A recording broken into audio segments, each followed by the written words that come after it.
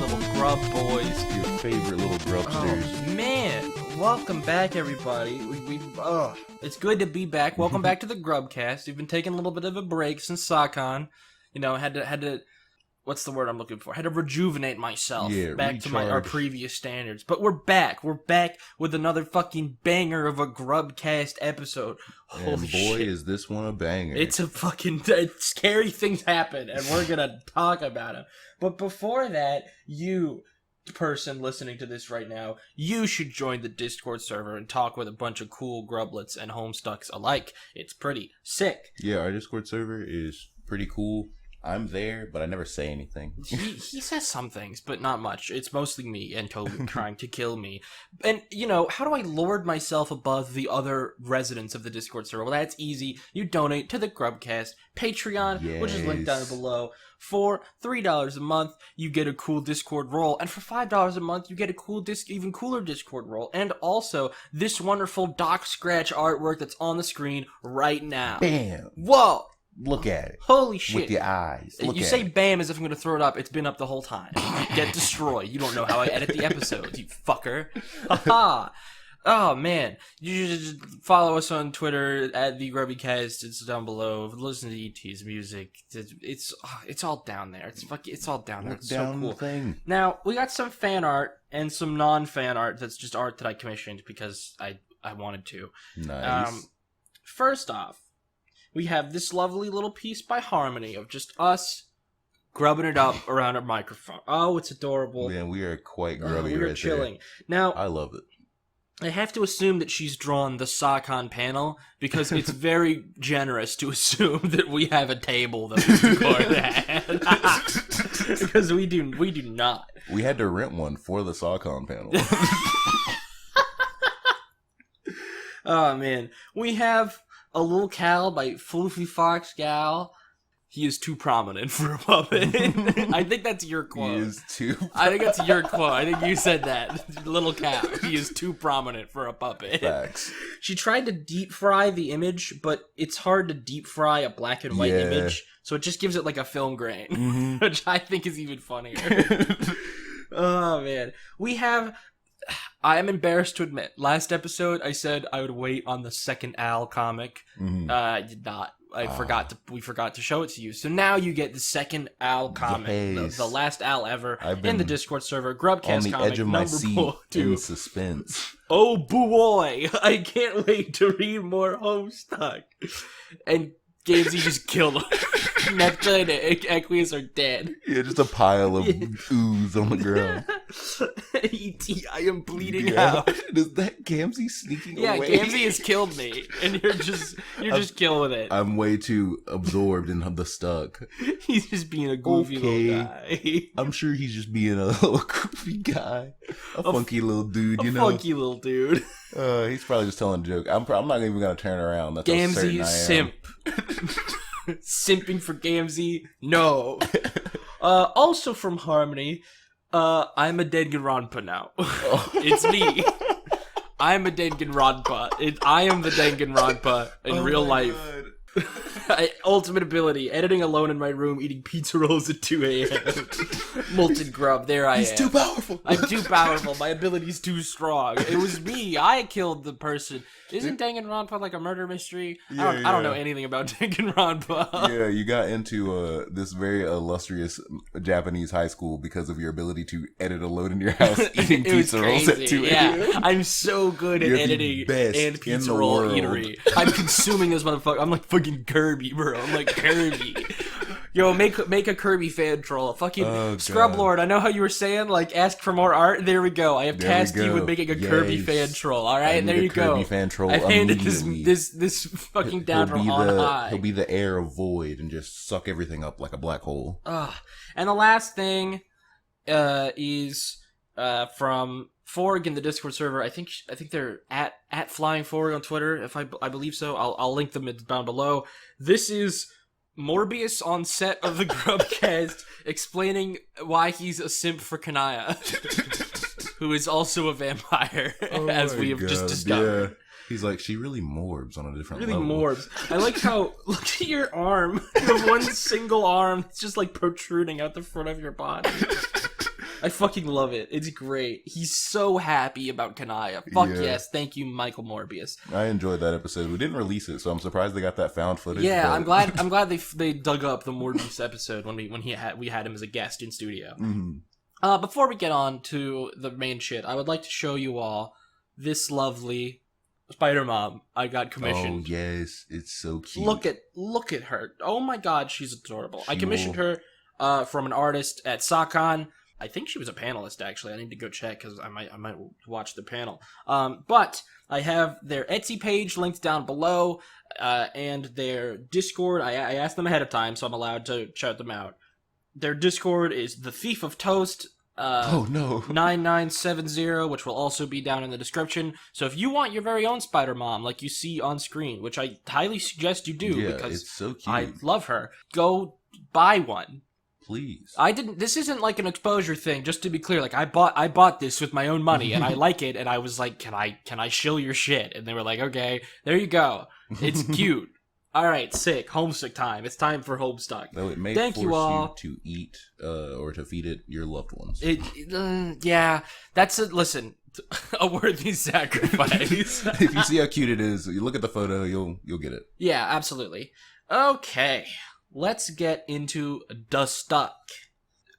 Oh man. All right, first. This is a rough one. I'm gonna be honest. There's a lot of scary, bad things that happen in this section. Mm-hmm. We're coming up to the end. Yeah. We're getting up to the end of Act 5 here. Things are really starting to hit the fan. Doesn't our boy say it? He's like, yeah, you're like right here. And that's like basically the end of Yeah, this. Doc Scratch literally says it. And like, he's right, just to be clear. Next week, we're going to be finishing Act 5. Oh, damn. So Scratch is 100% on the same page. Like, no, we are almost done with Act 5. You can tell. Oh my goodness. Oh, yeah. We start off this little section trying to be Scratch. We try really hard. And like, Scratch so says, hard. fuck you. He's like, you're a fucking loser. You're a dumb idiot. No, you don't get to do that. That's lame. You can't, ever. It's impossible. That's cringe. But this is important. Scratch can just, like, hijack narration at basically any time. Mm-hmm. He can just take over the story. I thought that was nutty. He was like, and we see that more later on. Like the idea of Homestuck being an entity that, like, characters within it can, like, exert control over to some degree. Because we'll talk about it more with the discs later, but, like, this concept does not go away. I just need you to keep in mind, like, this concept is going to be important to, like, understand and be thinking about throughout the rest of the comic and into the epilogues and into, like, post-canon shit. Like, this is an important concept to understand, is that, like, characters can become the narrator and then, like, exert their will over the story, kind of, but, like, in limited capacity. Yeah. It's very strange and, like, hard to wrap your head around, and not even I fully understand it in its fullest sense. Yeah, if you got a fan theory or know what's up, please explain it to us in the comments. I don't understand. But I more just bring that up, like, you probably don't understand very much right now, but, like, we will, over the course of Homestuck, become more and more familiar with this concept. So even if you don't necessarily get it right now, yeah, down the line, it will bring it clearer and clearer into focus. Because I'd be willing to believe that Doc Scratch on his own is just powerful enough to do so. So I'd be like, oh, okay. Basically, yes. That's kind of the way this is. Like, he's just that, like, all-knowing and all-powerful. Like, he can just do that. Will the characters that do this later be as powerful, or will we see, like, a random... Yes. Okay, alright. Except for one exception. But, yes. Heard. It is no trivial matter to, like, become the narrator. Yeah. And, like, there's kind of something to say with the fact that, like, if Dog Scratch is omniscient and knows the entire story, he kind of takes on a similar position that Hussey would as the writer who also knows where the story is going. Yeah. So there's some, like, kind of push and pull that it's interesting. Mm-hmm. Especially because we know that he's from Lil Cal, and Lil Cal was chilling with Hussey like a while ago. You remember that? Like, I don't know. There's lots of weird connections between them. That's like, what the fuck's going on? Okay, Spade Slick from Intermission is here. Yeah, he was talking about a guest, and when he first said it, I thought he was going to say Lord English, and I was like, finally, we get to see this guy? No. No, it's Spade Slick. And he specifically says, I have another guest coming. First one and then another. Keep that in mind. Yeah. Because later on, I forgot about that and it fucking blew my mind. It was wild. It was super cool. Dr. Scratch rules. He's like one of my favorite. He's not my favorite character, but he is my favorite villain in Homestuck. Yeah. It's funny because my favorite character is a villain, but I actually think that Dr. Scratch is a significantly better villain than he is. Oh my god, he's fucking sick. Scratch gotta go talk to Rose, and then he's gonna come back to beat the ever-loving shit out of Spades. Yeah. He's like, I'll come back, and you won't want to do what I am going to ask you to do, so I'm just gonna beat you until you do it. It's fucking great. He's threatening physical violence, but I guess he's not really threatening it. He's promising it in the future. Yeah, it's not a threat if you're gonna follow through. But yeah, and then Spade just beats him for a while with a crowbar. Hitch. He says, placate yourself with the Scotty dogs. Like, yeah, have this bottomless bowl of candy, you'll be fine. And that really did do exactly what he wanted. Yeah, completely distracted him. Just he was keeps eating it. If you see later on, you get to see him like just eating this, like shoveling Scotty dogs into his hat and just pouring the entire bowl into it, which is great. Okay, we are okay. This conversation's long. Rose, Pester, Informant. Yeah. This is a long one, and there's some important shit in it. Where do you want to start here? I guess near the beginning, something that I found very interesting was Rose hit him up and was like, "Hey, yo, bro, I'm tired of waiting so long. Like, is it time for me to get the second bit of this information?" And he's like, "Yeah, now it is. Like, I was waiting for you to get so bored that eventually you would have to hit me up, waiting for me to respond. And then when you did, that's when I knew it was the perfect time for that." And I just thought that was such a if he already knew that was when she was gonna do it, he could have completely like off-skated this and completely evaded this whole, "Oh yeah, no, I was waiting for you to do it so that I could tell you, because inevitability is my whole thing, and futility and whatnot." Yeah, I mean, Doc Scratch essentially has like complete knowledge of the Alpha timeline, like to an extent that far surpasses the trolls. I think he talks shit on him a little bit. He's like, check your sources. Yeah, why are you getting info from these fucking trolls? They don't know what's going on. Fuck you. So for him, this is almost just like a like you put food in the microwave and you wait for it to come out. You know exactly when it's going to come out. There's no uncertainty there, and when it's done, there's like some satisfaction of it having come to pass, but you're not surprised. Yeah. Right? So Doc Scratch is everything is the microwave. Everything is the microwave. He fully understands exactly what's going on. He seems way more upbeat than someone I would think with that view on things. Yeah, because to him, his whole goal is, I need to die, and then I can bring Lord English into the world. That's his whole deal, as he said multiple times. So, to him, if he knows that that's going to happen, like, the constant march forward of inevitability is just progress. You know what I mean? Yeah. There's no chance of failure because he already knows that he will win, because he knows every step along the path that will bring him there. So seeing those steps go forward is not surprising, but it is satisfying. Yeah, okay.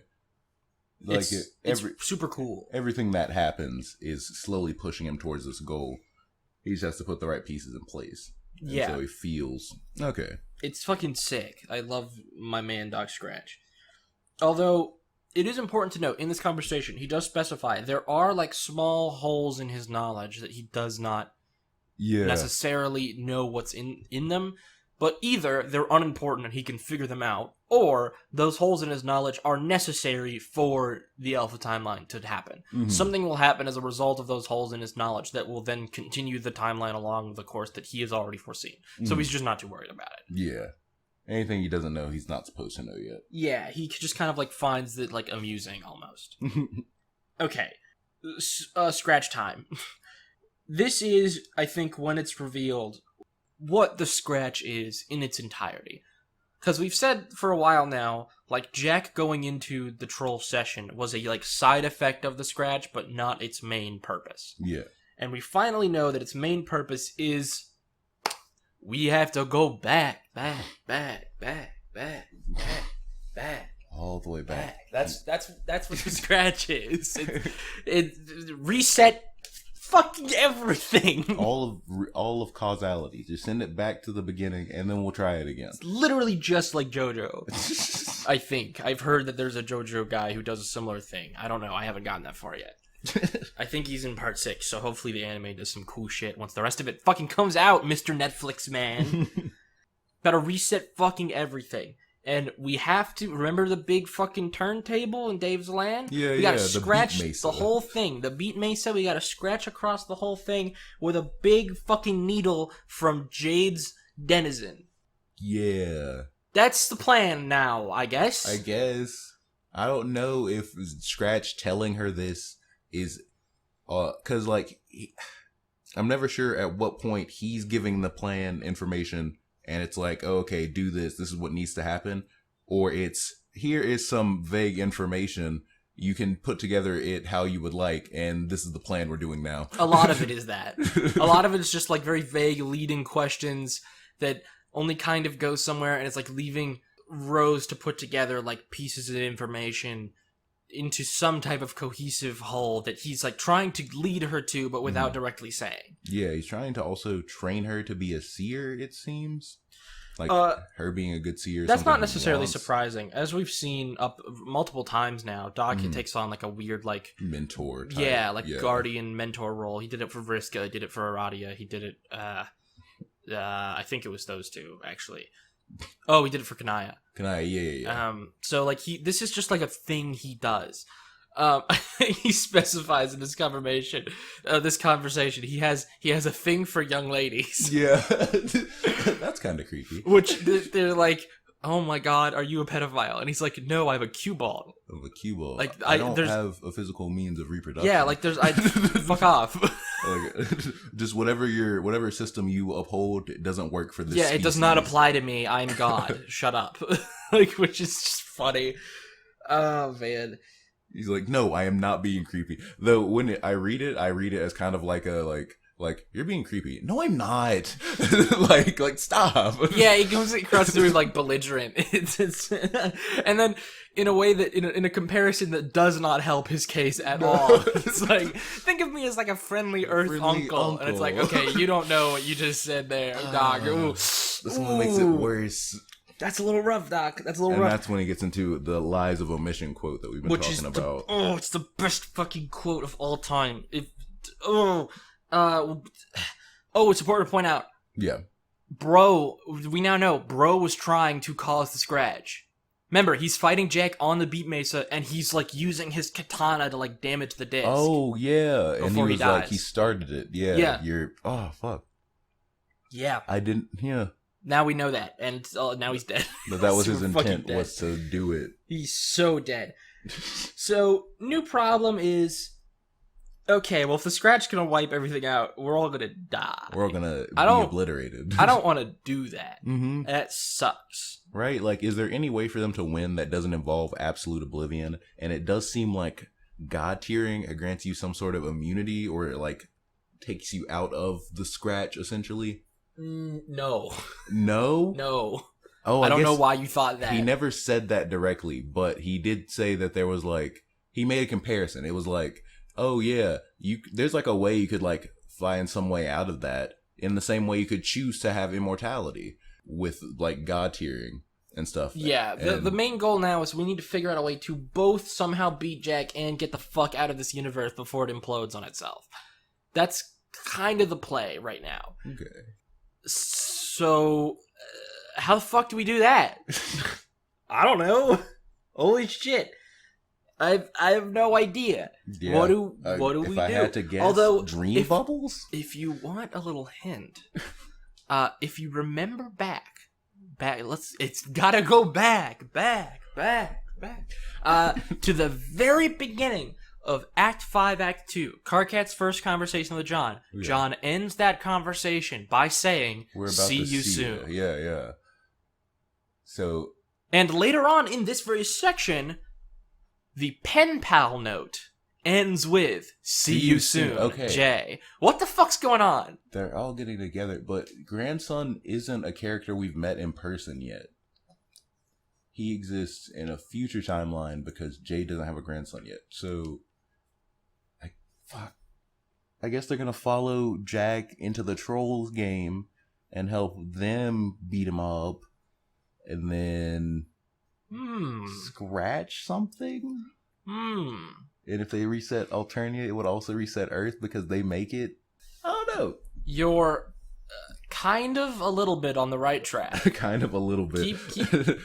Keep some of this shit in mind, all right? Because I think if you're a clever little guy, you might be able to figure out what's coming beforehand. But I'm not going to tell you because goddamn. It's gonna be like the is this character Doc Scratch? I'm just gonna be guessing like infinitely whatever. Does that random trash can they kicked over have to do with them? Is Jade the Scratch? Jade the Scratch? Whoa. Jade just explodes and resets the universe. And you're right. You mentioned god tiering. He said, like, basically, trolls don't know what they're fucking talking about. Of course you could still god tier. You can still god tier. Why? And he specifies there are means she could god tier other than her quest bed. I would like to take you back to S-Wake, where Aradia god tiers using something that we specifically pointed out was not a quest bed. I can't remember. It like went down in the middle of Durst, and she was like sitting on something, and she god tiered. And we specifically pointed out, that's not a quest bed, what is it? What is it? Okay. Oh, God, what is it? Yeah, damn. And now I'm reminded of that question I had earlier. And then I have the Lies of a Mission quote written down. Because this, if I had to pick a single line of dialogue that is my favorite in the entire comic, it is probably this one. Oh, damn. I like it a lot. I've used it to sell people on Homestuck before. It's just being like, oh, this guy is in it, and that's how he like feels about shit. It's cool. It's a cool character. Lies of a Mission do not exist. The concept is a very human one. It is the product of your story writing again. You have written a story about the truth, making emotional demands of it, and in particular of those in possession of it. Your demands are based on a feeling of entitlement to the facts, which is very childish. You can never know all of the facts, only I can. And since it's impossible for me to reveal all facts to you, it is my discretion alone that decides which facts will be revealed in the finite time we have. If I do not volunteer information you deem critical to your fate, it possibly means I am a scoundrel, but it does not mean that I am a liar, and it certainly means that you did not ask the right questions. One can make either true statements or false statements about reality. All of the statements I make are true. Damn! Fucking banger shit! God damn. That's your selling pitch, but you gotta read like 4,000 pages to get to it. Yeah, you'll get there, I promise. And what happens next? Oh yeah, and then he goes over the ways you can only die if you're god tiering, because he says the line about if you could choose to god tier right now. Your quest bed's right there. You just gotta take your own life. Yeah, you just gotta fucking kill yourself. And then Jade shows up and is like, shit, bro, everyone's fucking dead. And then Rose is like, no! Before that, we do get a little bit of a tidbit of some weird stuff into Lord English. Just that he is like, this is the first time it's ever been confirmed, I guess, from a source that I would say is pretty unfallible at this point. Infallible. Yeah, there you go. Just like the Pope. Doc Scratch is the Pope. I'm gonna say Scratch. I'm gonna say unfallible. I like that better. Okay, we need more fan art. We need fan art of Doc Scratch as the Pope. Yes, fucking get on it. Pope Scratch. Make it happen. I want him in Vatican City, but I want to look like Skya. Oh god, it works because Doc Scratch really likes young girls. Oh no. Oh no. We're making too many parallels. Don't draw Shut it down. Shut it down, boys. Oh god. The police are investigating right now as we speak. But he talks about Doc Scratch being evil as fuck. Not Doc Scratch, Lord English being evil as shit. And we don't know anything about Lord English other than that he is going to destroy the universe and has no real... he's the thing making Doc Scratch not a god or a hero. He's like, yeah, no, I'm just here to bring him back. And once I do, super fucking he's evil. Going to fuck shit up. Yeah. He asks her if she believes in magic, and I thought that was weird because magic's for sure something, you know? But I guess he's trying to imply that this magic was already in her and is being cultivated or harvested by the dark forces that are trying to lead her down the a path. idea is that all of her power is coming from her own class-backed shit. And not this magic wand. Yeah, it is like a way to channel it, but like she just tricked herself into thinking like she is her like magic wands and shit. When like no, you are the seer of of light. That is you. You're that fucking person. Go see some fucking light, bitch. And then she does, and then she goes insane. Yeah, and then she gets real grimdark. She goes grimdark. She becomes the Warhammer 40,000. I have a question. Yes. So, at the end of Jade and Scratch's conversation... Sorry, I'm still on this. At the end of Jade and Scratch's conversation... No, it's a big conversation. Lots of good shits in it. I understand why we've been on it so long. He says... he tells her 3 fables. He tells her one at the end that's about her, and that, like, the Dark Forces are trying to, like, push her around, even though she thinks she has her own autonomy here. And she tells one about Aridin and Kanaya. Yes. And I'm curious if there's some greater tie thematically with these. Because it didn't really seem at the surface. Probably is. I'm gonna be honest, no fucking idea. Okay, yeah.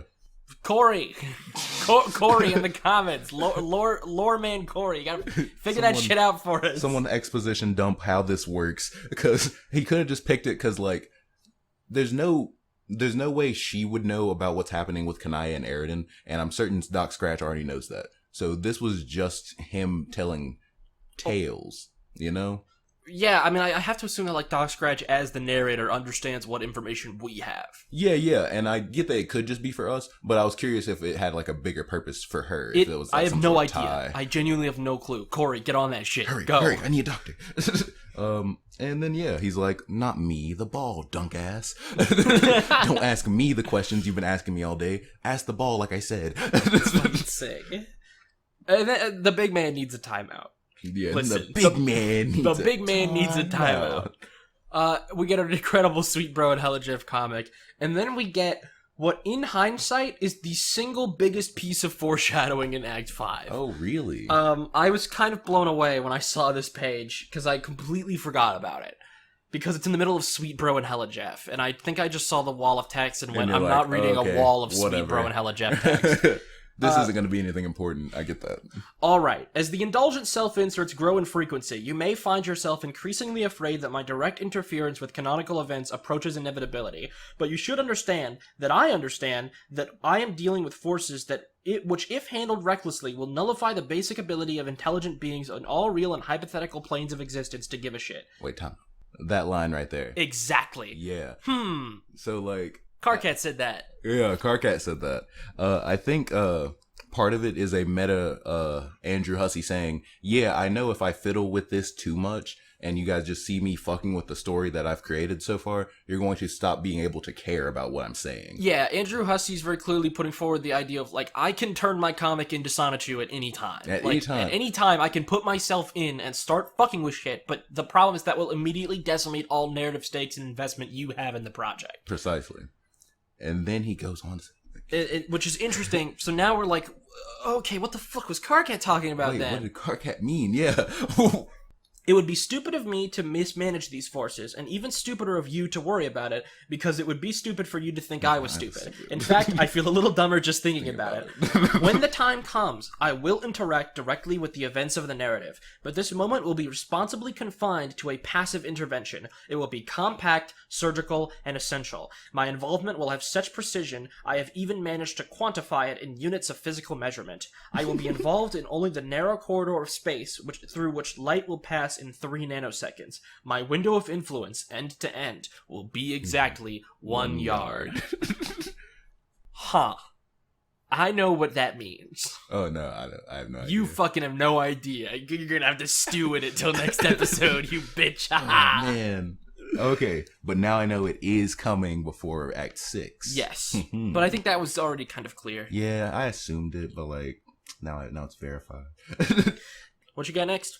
Next thing I got after Hussey drops in. Next thing I have is John yoinks the tumor and heads out. Yeah. He goes down there in the big hole. I noticed something I never really thought about before. Dave's logo, his like record is scratched. Oh yeah, his record is scratched, which I imagine is some like reference to the scratch. It is. When he went down to look at the tumor, their like aspects were all on the walls. And the time one was also scratched like that. Just a little. That's fun little details. I love little fun little details. Then our boy Club's Deuce pops up. He's Let's like, go! Hey yo, Club's Deuce. I was really hyped to see him. I was like, oh, I know he's like on the enemy team and has his quest. I don't care. I fucking love him. I love that boy. That's my boy. He's the bro. Liv Tyler says, "Here's the Warhammer of Zillyhoo. Warhammer of Zillyhoo. You have it now. It's big. I made it bigger for you, just for you, buddy." And John says, "Fuck yeah!" Yeah. And then we behold the glory of Zillyhoo in an incredible Flash animation. And it's really scary who's on the opposite end of that hammer. This is when we get the note from the pen pal saying "see you soon," which is what the fuck? What's going on there? How? What's going on? What's going on there? I just want the knowledge. I want the knowledge. We're close. We're close to the knowledge. Don't worry, we're close to the knowledge, buddy. Okay. In that letter, the grandson references the giant needle they're gonna need to scratch the beat mesa. Yeah. He's like, why would you even need to make something that big? Like, what are you gonna need? A needle the size of a skyscraper? Yeah. What? That's fucking great. That's it's like, oh, hey, that's convenient. We need that. Oh, that's good to know. Like, I imagine he's gonna like be seeing the needle in the future and be like, oh wait. Either that, or it's just the knitting noodles that he gave him. That he gave him? Did he give him new Remember, needles? Liv Tyler had 4 weapons, one for each of the kids. Oh yeah. He's like, also, some of them where you could use them. And they also specified, that like Rose is going to have to give him the needle kind of Stratus. Yeah, so that he can scratch it. Yeah. Either him or Dave. Or Dave. Yeah, one of the two. I actually don't remember who does it. I'm thinking Dave, just because it's his land and scratching records. We'll fucking see. We're gonna. Oh boy. But I thought it was cute that Deuce next episode we're gonna end off Act 5 with Cascade, which is the Flash animation. Yeah. Like the Homestuck Flash animation is what we're gonna get next week. So nice. It's gonna be beautiful. It's gonna be fucking incredible. You're gonna weep bloody tears of joy for your own god. And I can't wait. Oh yeah, Club's Deuce was a mediator between Liv Tyler and the mayor. And yeah, that was cute. It's just a fun little thing. Because the mayor ate her eye and she was upset about it. All right, Liv, you got to pilot the ship. You're gonna bring the tumor to Durst, so that way Rose and Dave can have it for their funky plan. Yeah. And then Club's Deuce, you can go too, I guess. There you go. Club's Deuce, yeah, I don't know this guy, but he seems cool enough. Yeah, he seems fine. Let him go. I'm sure this won't cause any problems later. Next thing I have is VRISKA is trying to contact him through Rose's computer. Yeah, basically, John left his computer in the wallet, so now he sees a big fuck off cloud of tentacles and is like, "What's going on there? I want to see those." over there. I love that the word grimdark exists, so I can describe shit like this. Yeah. Wow, that's hyper specific, but incredibly convenient for this scenario. That's very grimdark. I'm gonna fly over there, and then he flew, and man, things get real spooky. Yep. S-Seer Descent. And boy, does she descend. Whew. This music is called Black Rose Green Sun by Malcolm Brown. Oh. One of my favorite songs. I listen to it a lot. It's fucking good. I've thought about using it from the villain in my D&D campaign because it's just fucking great. Although not that much happens in it. It's just very like atmospheric and like tension building. That's like the main purpose of it. In terms of like things happening in S. Rose and Sand, like not much happens. But it's just like Rose arrives to find Jack, and the gut punch in this animation to me is if you check the bodies of her parents, the only thing she says is Jack's not up here, which is just like, oh, like, fuck you, Andrew, you cunt. That's fucked up. All the chess boys are dead. Yeah, so many dead super pawns. Dead. They were everywhere. And then she meets up with John, and then they're walking along. On the adventure, I find a book that's like it's like a fanfic of the Queen. Yeah. And the line that they picked to read from it sounds almost exactly like the Journal of Mindfang, and I thought that was weird. Really? Yeah. I think it was like she unbuttoned my coat. Her hands were unsteady or some shit. I'm gonna be honest. I don't think that means anything. Oh, I don't think so. But I think it's just. I think it's just that it's like a castle, and so the language is very regal. I think that's it. I think it's the entire bit, which is fucking a great bit. But then we see our boy John, And John, they go back the way from whence they came. Why doesn't Rose like write something down to like communicate with him? I mean, I don't know if they have paper and shit on them. Yeah, but she has like magic and shit. Oh yeah, I don't know. But I just thought it was weird because I was like, man, yeah, she can't talk right now, but she still knows what English is. Because maybe... Oh, she has her computer. I guess she could just type out words. She could just type it. Well, because then we wouldn't have a dramatic scene of John seeing his parents' dead bodies. Yeah, true. Which I guess isn't an excuse, but... Anyway, we get a dramatic scene of John seeing his parents' dead bodies. And oh fuck, Jack is right there. Yeah. Oh, that fuck... You see John's like eyes widening and shit? Yeah, like, man. Fuck you.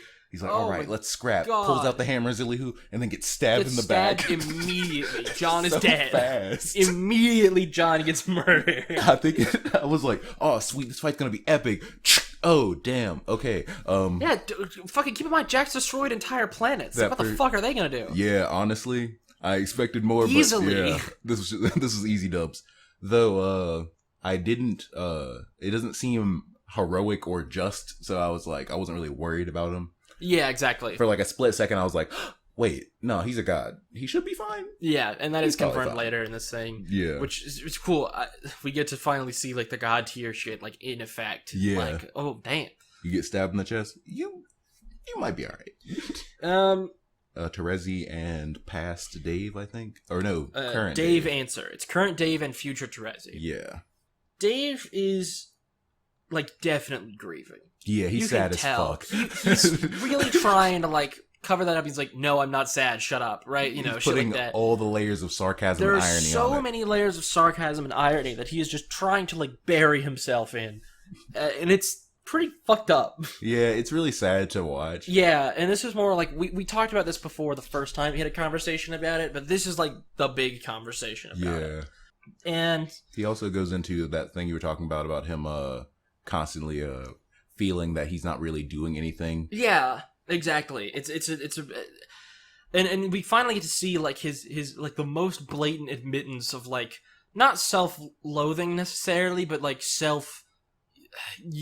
like I am not bringing anything to the table, right? Yeah. Which is the forget it. Pulling swords out of things isn't how I roll. I'm not John, remember? I'm not a hero. My bro was. John is. I'm not. Fuck. Why are all my favorite boys sad? Why is everyone sad all the time? It's sad boy hours, man. Remember when Dave was, like, talking about apple juice? And, like, you think Howie Mandel pissed in my apple juice? Now everything's bad. Everything's bad now. Now bro's dead. Fuck. Everything's sad. God damn it. I want my friends to all be happy and to hang out. Except I don't, because then when that happens later, it makes me want to kill myself. But, oh, God. Don't worry. Everything, they don't ever get to do that. Don't worry. I'm referring to, I started reading an MSPFA called Home Slice, which is like an alternate epilogues, which is like cool and all. And it's basically like a slice of life. Yeah. Like sitcom with all the kids like living their lives and shit. That could be cute. It's cute, I guess, but like I also don't care. But if you want that, audience, you should read Homestuck because it's very well done. It's very well made. I'm just like, man, there they are, just kind of chilling. Like I'm happy for them, I guess. I'm glad. This is what I wanted the whole time, but now that it's here, you don't get to see it, ET, because that would spoil shit for you. So no, it'll spoil things. It's not a spoiler-free home slice. It's not a spoiler-free epilogue to the entire comic. What the heck? Oh man. Yeah, like what we talked about before. Like Dave sees himself as like a cowardly and like not willing to do what needs to be done and like hiding behind his future selves to like do shit for him. And he's about to go kill Jack, but then Terezi's like, "What the fuck? Are no. you crazy?" And then he's like, "I'm gonna throw him in the slammer." That's what you call it when you're really angry at crime. Yeah.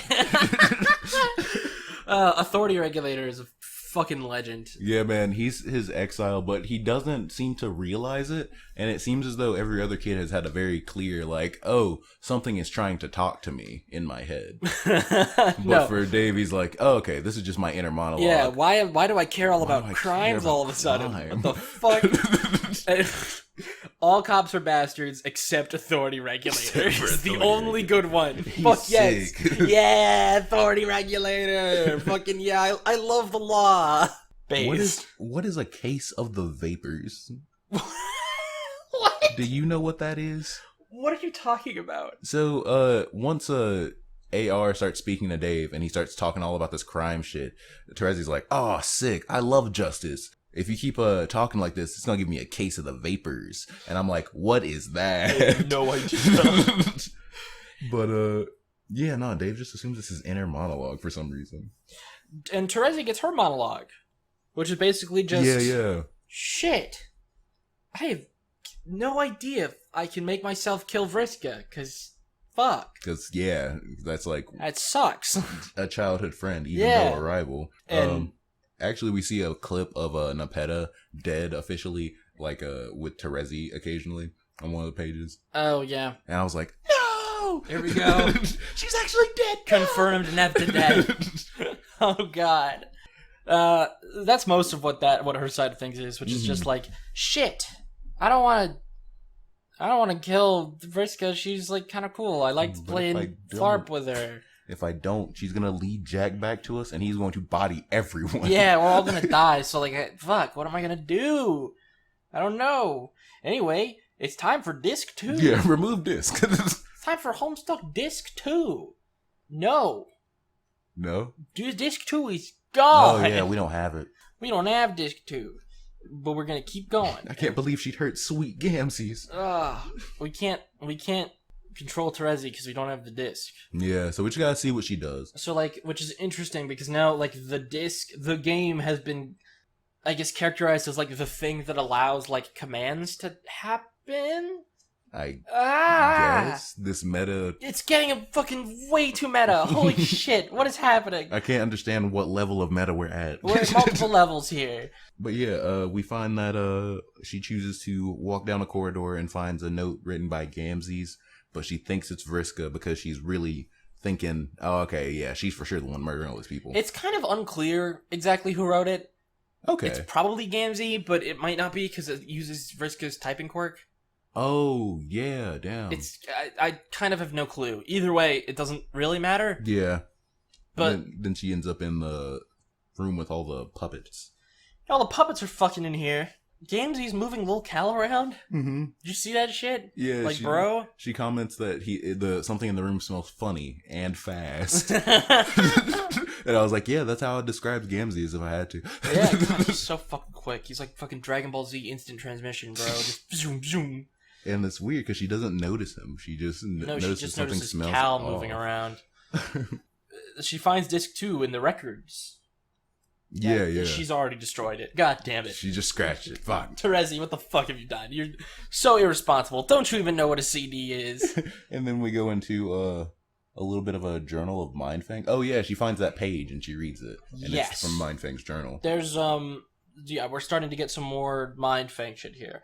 The main thing here is that Mindfang is captured by Red Glare. Yeah. Which, if you remember, she started talking about at the end of the last Ancestor section. They were like, they're sending someone named Red Glare after me. Mm-hmm. And now we know Red Glare is Terezi's ancestor. Yeah. And Terezi's ancestor, Red Glare captured her. She fucking cut off her arm somehow. And blinded her. I think it was the dragon, but... She blinds her. She doesn't blind her, but she does take away the eye that grants her vision eightfold. Yeah. Which is fucked. And we get to see that happen in S-Seer Ascend. Bad fucking ass flash animation. This music is incredible. It's called Terezi Owns. And she does. It's by Toby, our boy. Man. The boy. I thought it was interesting that Red Glare took Mindfang's eye in the same way VRISKA took Terezi took VRISKA's. No, VRISKA takes Terezi's eyes. I meant arm is what I meant to say. Arm, yeah. Like both the ancestor and Terezi both took that counterpart's arm. We're seeing more and more parallels between the two people. And then she goes off talking about that she was going to get killed by a guy, but she hasn't wrote him down in her book because of fear of it. Does it state who that is? Because I don't remember catching that. Later on, yes. So okay. right here, we're going through. So Mindfang, essentially, Red Glare uses the dragon. Dragon fucks up Mindfang's whole fleet. Yeah. Cuts off her arm and says, "Yeah, coming with me. You're going to jail. You're going to the slammer." That's what we call it when we're extra angry at crimes. You're going to the slammer. And takes her The to paddy court. wagon, as seen in Sweet Bro and Hella Jeff in the quest for the missing spoon. And then Mindfang controls the courtroom? Yes. Like, she, There's sends an them all audience, after her. and she controls the audience to just fucking kill Red Glare. It's She's like, dead. no, wrong aristocrat. That one. That one. So, shit, Red Glare's dead. She escapes. I guess. And she's going to ponder her orb. She's hanging out with Darklear, who is Equius' ancestor. And Equius' ancestor makes her a new arm, just like Equius did. Remember that? Remember when Equius made her robot shit? Oh my god. And she's looking at the orb, and she's talking about a bunch of shit that she has seen in the orb with her previously owned Vision Eightfold. This is when she says, like, oh, I'm just gonna think about shit that I've already asked the orb. One of which was, my future mate Sprit, the Summoner, who is Tavros' ancestor. Oh. This is why she was trying so fucking hard to get Tavros to want to fuck her. Okay. It was exclusively because she was like, oh, well, this is how it's supposed to be, right? Like, I'm trying to be like Mindfang. Why isn't it working? Why isn't Tavros as cool as his ancestor? Yeah, why isn't Tavros as cool as the Summoner is because Tavros sucks. Right up until the end. And she specifically says the way she found out about him is because she was like, how will I die? And the Summoner is going to kill her.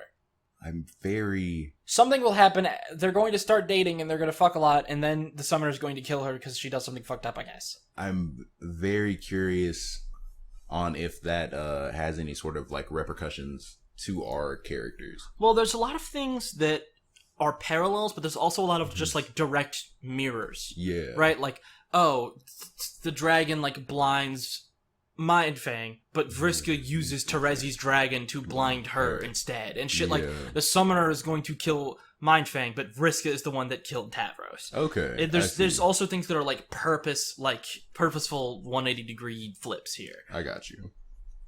And also, she specifies the Summoner is going to start a rebellion that will cause the Queen to do what she did and make only kids be allowed to be on the planet and send all the adults off to go do space war shit.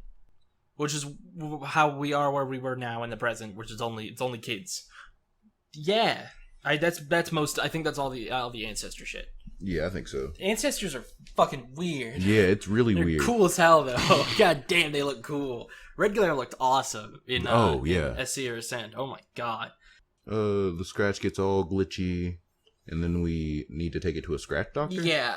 Terezi makes it up to the ceiling and she's like, VRISKA, you were bad. Oh, okay. And she's going to flip the coin, and if it's heads, then VRISKA has to stay. If it's scratch, then she will go. And before we get to see what the coin flip is, everything's fucked. We got to go to Scratch. Scratch, can you fix my Homestuck, please? Please, Dr. Scratch. I heard you could fix this.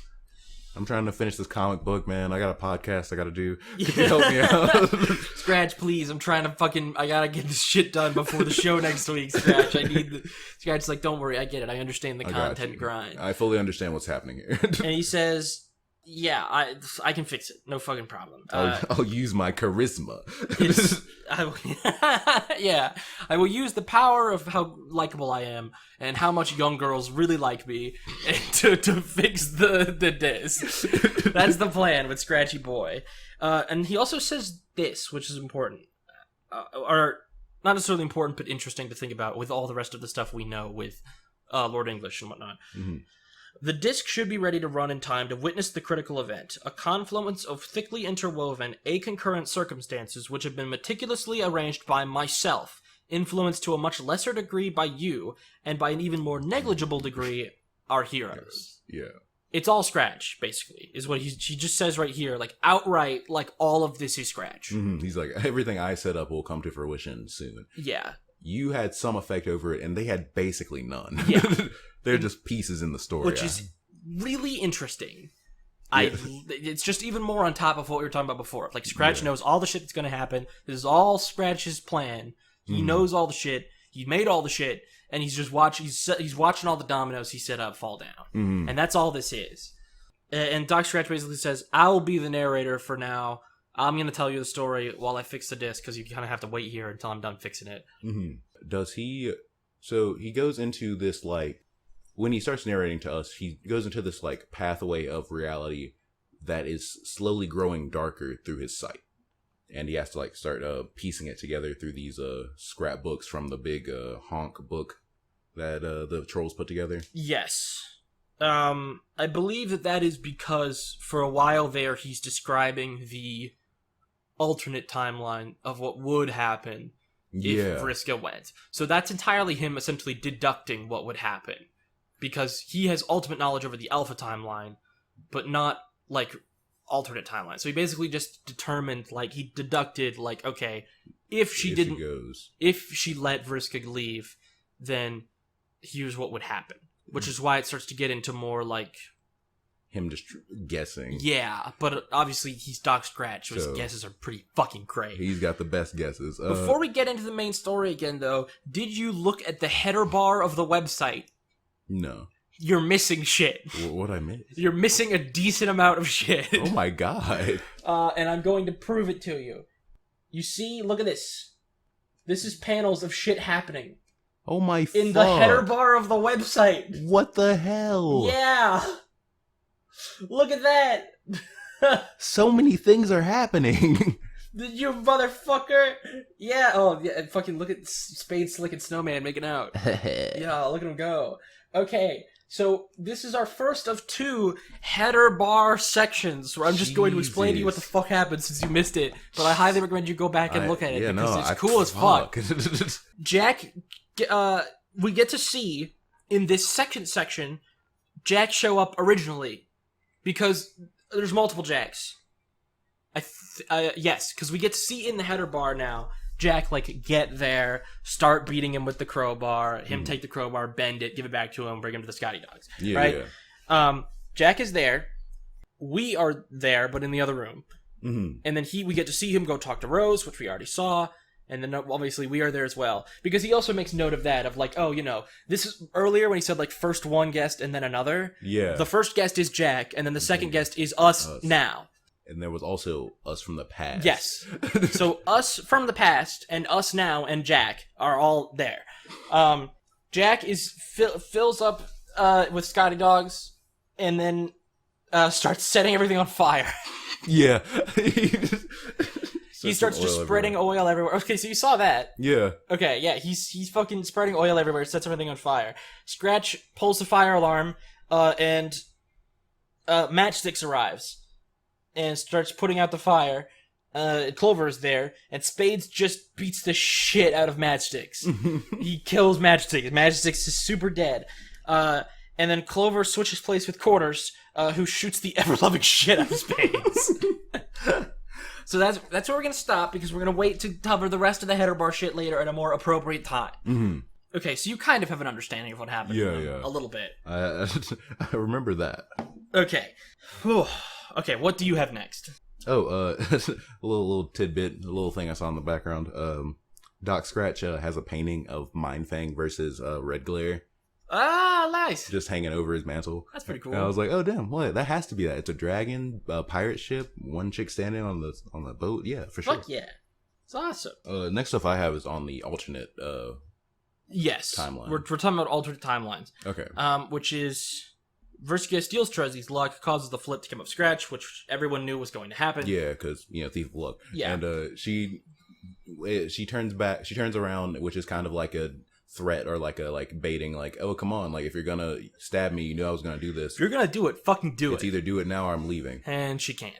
She's too afraid. She flies off with her beautiful special stardust leaking everywhere. We again switch over to Rose. Rose fights Jack, dies. Not even close. That is not the alternate timeline. That's just true. That happened? Okay. Yeah. Because that has nothing to do with if VRISKA flies away. Yeah, that's just the result of the alternate timeline. Yeah. Of the main timeline. Sorry. So that's the alpha timeline. Rose is fucking dead. Yeah, she gets. But she has her dream self still. So it's okay. Yeah. Mostly. I was like, okay, she's still alive over there. But I don't think she can god tier now, but I don't know what the rules are. Things are weird. He said there was another way. Who knows? Anyway. So, Rose fights Jack, dies. It is stated here, but not shown. It's shown later. But this is where it's just outright stated, but John's going to come back later. Oh, yeah. He was like, I think he says like something like, you're if you thought he was actually dead, bro, come on. You're fucking stupid. You're dumb. VRISKA goes off to fight Jack, and he just goes and kills everyone. He just fucking goes and kills everyone. It was so quick. He teleports over there. He's like, all right, I'll be right back. Just give me a second. Boom, and then everything's dead because he's like, all right, now we're good. Let's go. Now we can have a little scrap.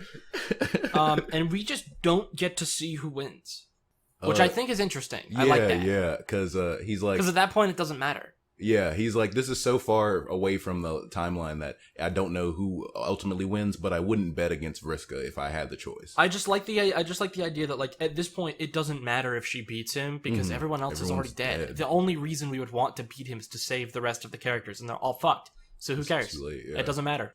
But yeah, when I was reading into it, I kind of got lost as he was piecing the story together. I was like, man, is this what's happening? As he was telling the alternate timeline, and I was like, oh my god, wait, could VRISKA win this? But that's what would happen. I don't know how it would go. Anyway, back in the original timeline. Yeah, and Terezi just sees this timeline. She's like, I can't let that fucking happen. And so she stabs her. Oh yeah, that's what he does. He's like, now I can't tell you how exactly it would go, but if I were a seer of mind, and I was like, oh, okay. And then he just... It's fucking great. And Terezi's like, I'm not letting you do that. I gotta fucking kill you. I was thinking about this death. It feels like it's not quite just, you know? Like, what the fuck? How? Like, so it's just in the fact that, okay, if I don't kill this person, I will die, and all hope for the rest of my friends will die. No. You're thinking about this on too small of a scale. VRISKA created Jack Noir. VRISKA created the bad guy that is responsible for everything bad that has happened to everyone in the story. On purpose, fully knowing what she was doing. Specifically because she wanted to be the person to kill him at the end for exclusively selfish reasons.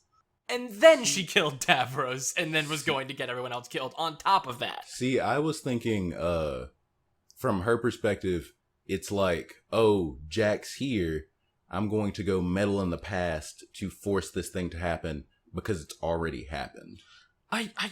Like, you see what I'm saying? Like, she doesn't start messing with the storyline for the kids until after Jack has already popped up in their dimension. I think it's completely unreasonable to say that this would be anything other than a just death. And I'm the VRISKA simp. I'm not, I'm for sure not a simp for VRISKA. She's evil as shit. Yeah, so there you go. It's a just death. I'm saying, like, her actions aren't from a place of evil now, is what I'm saying. Like, it doesn't seem like her choice to go fight Jack is from a place of, oh, okay, I don't give a fuck about my friends, you know? Like, it doesn't seem like her motives are evil, and that's where I'm coming from. Sure, in this specific instance, but it doesn't need to be about this specific instance. It's about VRISKA as a person. Yeah, but I'm saying is, like, let's say we have some supervillain, and they, like, are doing a bunch of evil shit, and then they go out to groceries and get hit by a car. That's not a just death. I think it is. You think so? Yeah. I guess it doesn't feel like it, I guess, like, I assumed to be a just or heroic death, it'd have to be tied directly to the plot and be a very, like a very cinematic, very, like, I'm not trying to buzzword it, like... I think this is. I don't know what like you're saying. The villain dying to a car, getting hit by a car while going to the groceries, is just not a fair equivalent for the amount of evil they've done in the past. I guess... Like, I think just death for her would be... Okay, I guess you're right, but I think that this still counts. Is she dead? Is VRISKA dead? Yeah. Yes. Oh we see it later. God. We see it, like, at the end of this reading section. That's the panel we end on. Is that she's dead? Is yeah. VRISKA categorically is dead. I wouldn't have it any other way. I think this makes the most sense for her character arc. Yeah. I think if you think this is anything other than a categorically just death, you're insane. But you said you see what I'm saying, though. Like, sure, you know what I mean? But I still think VRISKA's evil. Yeah, no, I'm not changing that either. I think categorically, like, you are an evil fuck, and if you go do this, it will result in the entire universe being destroyed. I need to kill you. There you go. I think that's all the math you need. Like us being given all the information of how this would end doesn't affect her motives doing this, on whether or not this choice was an evil choice. I mean, but like I'm not, like, don't get me wrong, like, I'm down for her being dead. I think what helps it is that Vriska like Terezi literally tries to tell her, and Vriska categorically says, "No, fuck off, that's dumb." Okay. Terezi literally says, like, if you do this, you will kill us all. And then she says, lol, no. Nah. And then goes off and does it anyway and then kills them all. Okay. So, like, no, there's like, Terezi tried to do other shit. And then she was like, all right, no, then I have to kill you because I know for a fact that you will. Mm. This is absolutely, like, I like this a lot. But yeah, no, like, I'm completely down for this happening and being I don't think it's a bad death for the character. I guess I'm more just from a place of, like, it doesn't feel like this is the testament of, oh, okay, me being evil, you know? It doesn't feel like the boiling point for this, I guess. Seems kind of I think it does. I really like this as I think this is the logical end point to all of Vriska's actions. Because think about what she's been doing as a character this entire story. Yeah. It is Vriska's whole goal is through the lens of Mindfang, but the broader goal of hers is just, I am looking for relevance. I want to be the hero, by which I mean I want to be the important one that does the things. And over the course of the entire story, those side effects of her trying to do that have emanated out to every other character and caused them massive problems. Mm-hmm. To the point where then she has to kill one of them. And I think that this is the logical extreme of that. Of now, finally, I am... Vriska's... I mean, the way closed time loops work, like, just categorically, Vriska's need to be relevant and to be the one involved in the bad guy is what causes the bad guy to happen. Vriska is responsible, like, directly responsible for every death caused by Jack. Because of this. And now, it's that to its greatest extreme. It's Vriska's hubris of I want to be the one who does the important thing and beats the bad guy and saves everyone exclusively for the glory of it. Right? I want to languish in the glory of being the most powerful and the best person and the one who does all the coolest shit. And she's letting that hubris get in the way of being able to look at any situation objectively as to what's actually best for everyone. And this is that to its logical extent. Mm-hmm. If she goes and does this, she will kill everyone, and she lets her own hubris get in the way of that again. And this is the final time, and this is the time where when all the chips are down, Terezi cannot let it happen. Mm-hmm. And so she doesn't. Yeah, she even lets her hubris blind her from the fact that Terezi is willing to pull this trigger. Yeah, exactly. Oh, you won't kill me, I'm Vriska. No, and what makes it even more tragic is the conversation we get right at the very end of we'll get to it. Fuck. All right, real quick, we have to talk about the header bar, and then we'll get to that. Yeah. Which is okay. The rest of the shit that happens in the header bar, because I don't know if you saw this. Yeah, I think I missed this one. The shit we saw before of Jack getting killed by matchsticks, that is a vision in Snowman. The reason why I'm doing this theory because it's revealed at the same time of which one is an alternate timeline. Mm-hmm. Like, at the same time it's revealed that this is all a vision from Terezi, it's revealed that that's all a vision from Snowman. They're being told that kind of concurrently. Okay. Which is cool and awesome. Yeah. And Snowman's like, alright, that's an alternate timeline. I don't want that to happen. So she kills Matchsticks before kills Quarters. Sorry, Quarters is the one that's killing people. Kills Quarters before Quarters can kill Spades, and then Spades and Snowman make out. Yeah. They are hate snogging up a storm. And then Doc Scratch readjusts the narrow fenestrated wall to show something else. And what we get to see is that Dave is helping Jade collect frogs, but Jack is there. Yeah. And they're about to have a fucking showdown. And then the last thing we basically get is essentially the last thing Vriska says to John before she was about to go off to Jack. Because remember, they said, you gotta go talk to me before you go fight Jack. And this is that. And she basically just says, like, you'll be back. Don't worry. I'll talk to you later. Go make sure to kiss Rose, bring her dream self back to life, which we see him about to do, I think. And this right here is a fucking the like tragic moment, because Vriska has reached a point where like she is looking at this and it's like, after this, I'm done. I can't do it anymore. And here's the quote. I think what's motivating me to win this fight the most is the possibility of getting to meet you when it's all over. Maybe I can finally put all this terrible stuff behind me, and I won't have to worry about being the best anymore, or proving what a ruthless killer I can be. Maybe I can try whatever it's supposed to be normal for a human. Who knows? It might not be as boring as it sounds. Vriska is an incredibly, like, tragic character, even though she's fucking evil. This is why, if not for the other character who I just enjoy minute to minute on an incredible basis, which is what makes them my favorite, I firmly think that Vriska is the best written character in the comic. This, like, her, like, storyline is fucking perfect. Mm-hmm. And it's sad. It is hella sad. It's fucking sad. And this is why John Verse is the best ship. It gets the tier at the top of the GrubCast shipping tier list, which you can go watch still. It's in the fucking live streams playlist. It's so good. Yeah, like because it all culminates to her finally choosing a side that isn't so revolved around winning. Like exactly.